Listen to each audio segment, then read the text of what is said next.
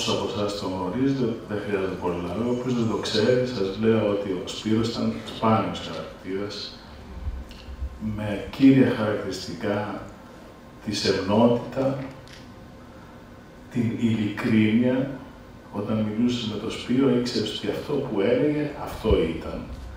Και γενικά την ευγένεια και την καλή καρδιά. Αυτός ήταν ο Σπύρος, που πολεμούσε ο Σπύρος σε έναν χώρο που ήταν πολύ δύσκολος. Δεν μιλάμε μόνο για το Eurosport, για όλη τη δουλειά κυρίως που έκανε, μέσα από όποιο περιοδικό μπορούσε να γράψει, όποιο site μπορούσε να γράψει. Ήταν αυτός που έπαιρνε τηλέφωνο έναν νέο τους αθλητές που ήξερε ότι τρέχουν στην Αργεντινή ή στην Κίνα για να ανακοινώσει κάτι την άλλη μέρα σε κάποιο φίλο ή στο Eurosport για να προκαλέσει ενδιαφέρον γύρω από την ποδηλασία. Ευχαριστώ πολύ.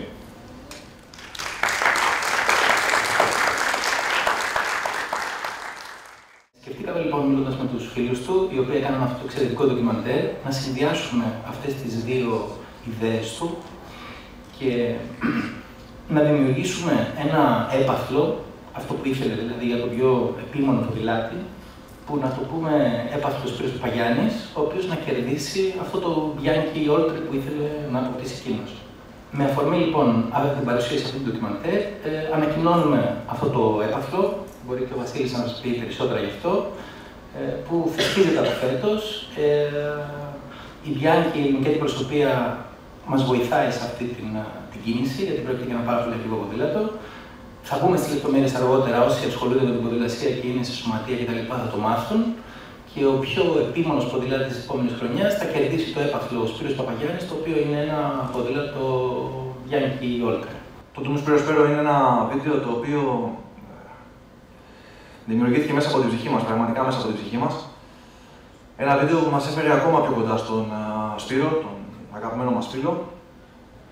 Για τον Βασίλη και εμένα η περίοδος των γυρισμάτων συναισθηματικά ήταν φορτισμένη. Κανείς όμως, πλην εμένα, του Βασίλη και του Νίκου, δεν γνώριζε τι επρόκειτο να ετοιμάσουμε. Σε όλα τα event που δημιουργήθηκαν για τον Σπύρο, απλά έβλεπαν κάμερες και μας κατέθεταν τις εμπειρίες τους και μετά έπρεπε να μείνουμε μόνοι μας. Υπήρξαν βράδια που δεν κοιμηθήκαμε. Αυτό είναι αλήθεια. Αφού το μυαλό μας είχε κυριευθεί από όσα είχαμε ακούσει και νιώσει, ακόμα και από ανθρώπους που τους βλέπαμε πρώτη φορά. Ένας μήνας γυρισμάτων. Προσωπικά δεν μπορώ να πω ποια ημέρα ήταν πιο δύσκολη από όλες. Για μας ήταν ηθική υποχρέωση να δημιουργήσουμε το βίντεο αφιέρωμα στον Σπύρο. Μέσα από αυτό θέλαμε και πιστεύουμε ότι το πετύχαμε. Να σας μεταφέρουμε μια εικόνα του Σπύρου, μια μικρή εικόνα του Σπύρου. Να σας μεταδώσουμε τη δίψα που είχε ο Σπύρος για τη ζωή, για τη διαφορετικότητά του, ακόμα και μέσα από καθημερινές σκονισμένες καταστάσεις για όλους εμάς. Ήταν σαν δουλειά εύκολη. Ήταν ένα εύκολο βίντεο. Δεν κουραστήκαμε ούτε να εκμεέσουμε πράγματα από εκείνους που μιλούσαν, ούτε ζορίσαμε καταστάσεις. Όλοι μας βοήθησαν απλά λέγοντας τη γνώμη τους και για τον Σπύρο που είχαν γνωρίσει.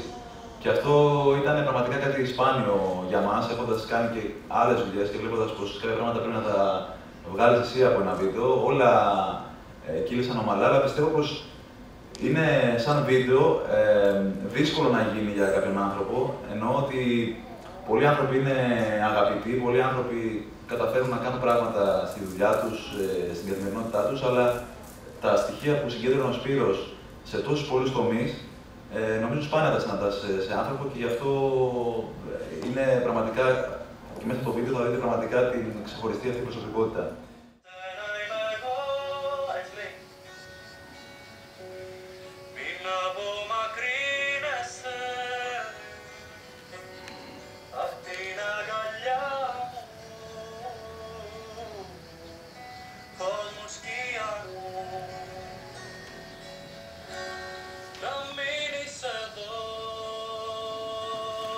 Είχε πολύ ωραία φωνή, Πάρα πολύ ωραία φωνή.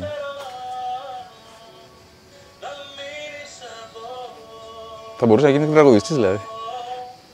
Πολύ φωνή. Δεν τον είχα ακούσει ποτέ να τραγουδάει.